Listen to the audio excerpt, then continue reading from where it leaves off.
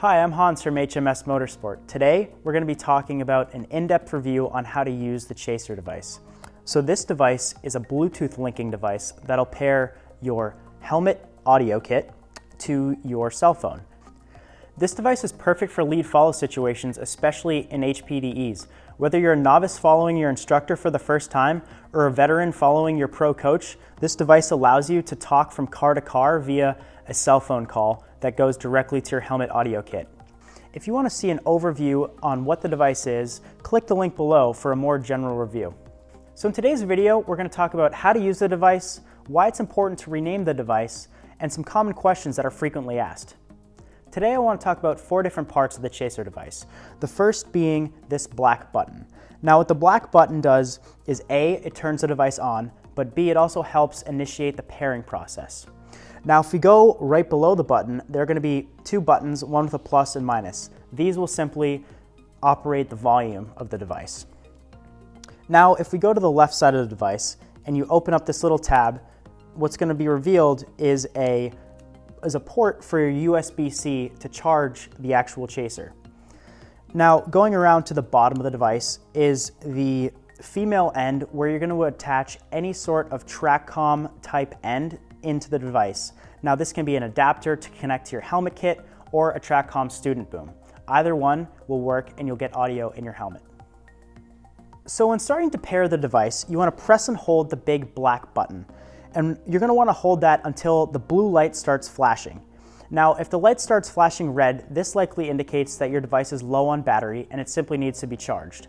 So when the blue light is flashing, that means it's actively searching for a device to be paired with. So from there, you're going to want to go to the settings on your phone and go to Bluetooth, and then the Chaser name will likely pop up. In there, you click the Chaser and it'll load and eventually pair to the device.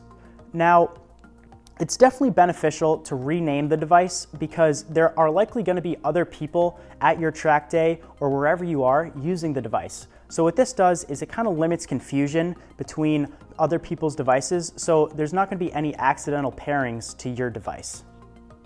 When it comes time to rename your device, this will be found in the Bluetooth settings on your Android or Apple phone. Now, what you will want to do is press the circular icon with the I in it, and that will allow you to type in the new name that you would like to name the Chaser. We commonly suggest that instructors name their device Joe Instructor or Joe's Student. So then it'll be easily identifiable on which Chaser will be paired to the instructor and to the student. So when pairing with your instructor at the track, you want to make sure that you do it one device at a time. What this will do is eliminate any sort of accidental pairings to the wrong device. Oftentimes we get a few common questions about these devices. Now, sometimes people ask, why is my Chaser not connecting to my phone? You know, this can sometimes be that the person who last used the device is still in the vicinity and their phone is still connected via Bluetooth to the Chaser. What you will want to make sure to do is have that person who previously used it unpair the device and forget it from their phone. Another question we sometimes get about the Chaser is why is the audio not working? Now, in lead follow applications, it does rely on cell service to work because you do have to make a call to the person in the other car.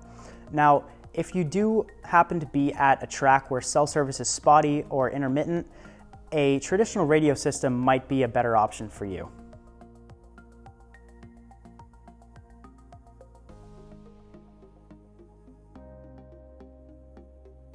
Thanks again for watching our in-depth tutorial on how to use the Trac-Com Chaser device.